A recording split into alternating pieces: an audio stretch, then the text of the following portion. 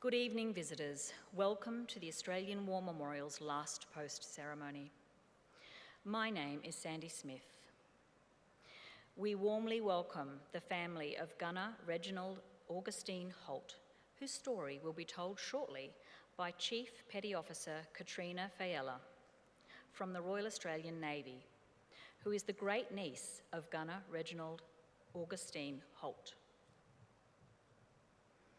We welcome the veterans who have served, those that are still serving, and the families that love and support them. The live stream of this ceremony is made possible by the Returned and Services League of Australia and the RSL and Services Clubs Association. We welcome members who are watching the broadcast of this ceremony across Australia.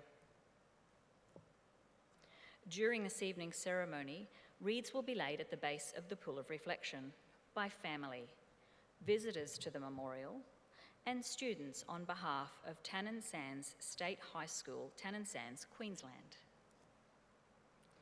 If you are able, I now invite you to please stand and join in singing the national anthem.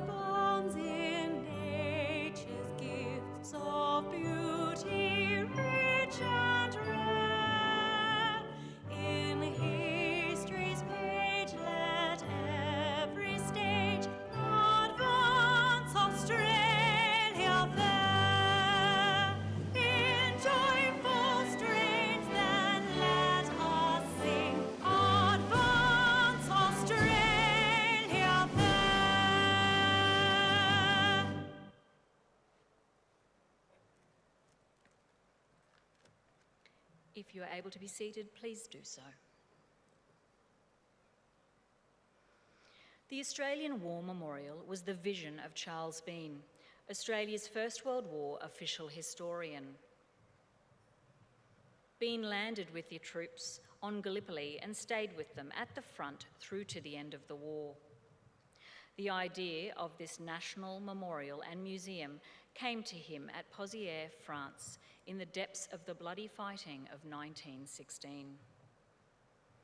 Bean's idea was that this would be a place where families and friends could mourn loved ones buried in faraway places. It would also be a place that could help all Australians understand what these men and women had endured and what they had done for us. Bean's vision, to which we remain true, is best expressed as inscribed in the entrance to the memorial's galleries. Here is their spirit in the heart of the land they loved, and here we guard the record which they themselves made. Tonight we will read the story behind just one of those on the Roll of Honour, which lists the names of more than 103,000 men and women who have given their lives for us in war and on operations for more than a century. But first, we present a lament. Flowers of the forest, wreaths or floral tributes will now be laid at the base of the Pool of Reflection.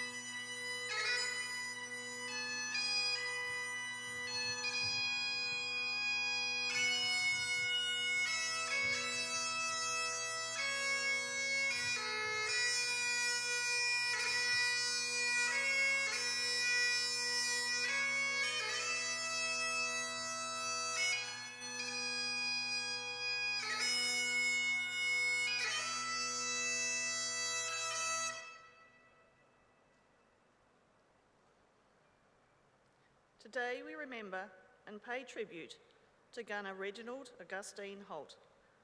Reginald Holt was born in the New South Wales town of Murrurundi in 1892. He was a member of a large family, being one of 9 children born to James Hussey Holt and his wife Mary. The family remained in the Murrurundi area throughout Reginald's childhood. He completed his schooling at the Convent of Mercy and De La Salle College in Armidale before starting a 3-year apprenticeship as a carpenter with J.S. Holt. An accomplished sportsman, Reginald was a prominent footballer in the town and a well-known member of the local community. Reginald enlisted in the Australian Imperial Force on the 5th of June 1915. He was allotted to the 2nd Artillery Reinforcements with the rank of gunner and commenced his initial pre-embarkation training. After 6 months of training in Australia, Reginald departed Sydney in HMAT Berrima on the 17th of December 1915, bound for Egypt. Reginald arrived in Egypt in early 1916 and was taken on strength of the 2nd Division Artillery Column at Zaytoun. He was then transferred to the 5th Field Artillery Brigade in early March, ahead of their move to the Western Front later that month. Artillery played a central role in the war effort on both sides, with machine guns and artillery guns causing the majority of casualties. Field artillery brigades supported the Australian divisions, providing artillery support for the infantry, manning the large 18-pounder guns that could fire a range of ammunition at enemy lines and positions. Upon their initial arrival in France, the brigade were based at Le Havre on the English Channel, where they were kept busy preparing their artillery and transport. In early April, the brigade moved to Fleury, where they began providing artillery support for the fighting around Armentières. They remained in the region until mid-July, when they moved south into the Somme Valley to support the large Allied offensive occurring around Pozières. Although artillery positions were well away from the front line, they were still at constant risk of enemy shelling. The brigade left the Somme in mid-September and moved into the area around Ypres before returning to northern France at the end of October. The brigade passed the bitter winter of 1916-1917 around Fleurs and Nayals, alternating between active duty and training and relief behind the lines.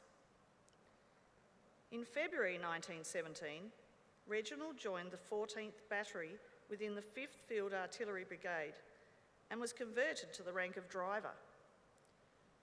Rather than manning the guns for the next 4 months, he was responsible for transporting the battery's equipment as they moved northeast through France in pursuit of the German army's retreat to the Hindenburg Line in the spring of 1917.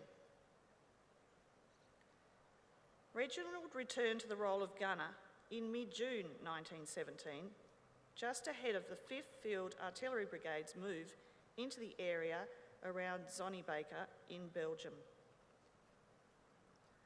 The focus of British fighting had moved into the area around Ypres by the summer of 1917, and the field artillery provided essential support for the upcoming Allied offences. By the 21st of July, the batteries were in positions in an area known as Spoilbank, close to Ypres.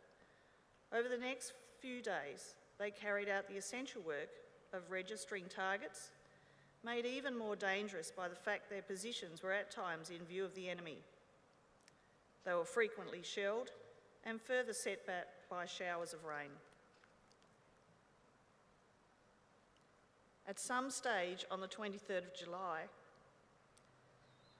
Gunner Reginald Holt was killed in action. He was 25 years old. No further details of Reginald's death were provided to military authorities or his family. His remains were buried in the Dikkerbusch New Military Cemetery Extension in Flanders, Belgium. His name is also listed on the Roll of Honour on my right, among almost 62,000 Australians who died while serving in the First World War.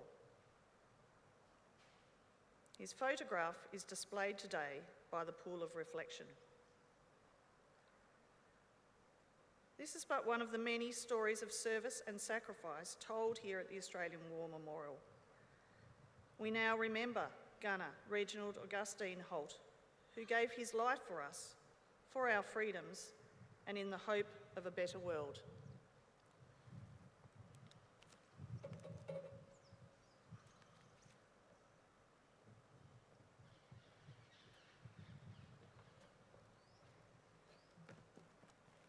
Please stand for the reading of the Ode and the sounding of the last post.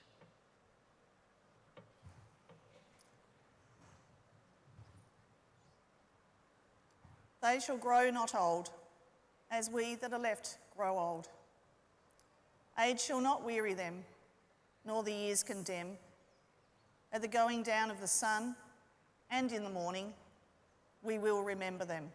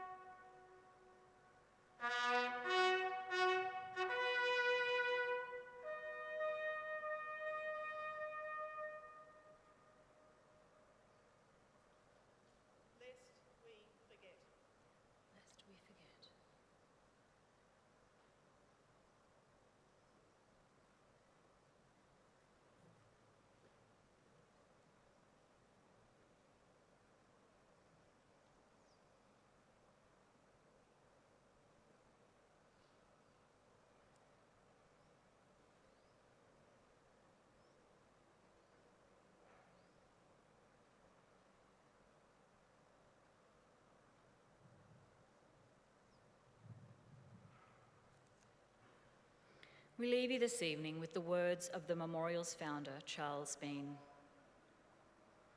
Many a man lying out there at Pozières or in the low scrub at Gallipoli with his poor, tired senses barely working through the fever of his brain has thought in his last moments, well, it's over. But in Australia, they will be proud of this. Ladies and gentlemen, girls and boys, that concludes the last post ceremony.